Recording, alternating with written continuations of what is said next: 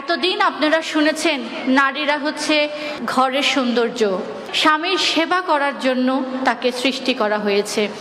কিন্তু আপনারা কখনো শুনেন নাই, আপনাদেরকে ওয়াজ মাহফিলে কখনো বলা হয় নাই, আপনাদের যারা ধর্মগুরু, যারা আজকে ইসলামের ধর্মগুরু সেজে যারা বসে আছেন, তারা আপনাদেরকে কখনো এই শিক্ষা দেন নাই যে আপনি একজন আল্লাহর খলিফা।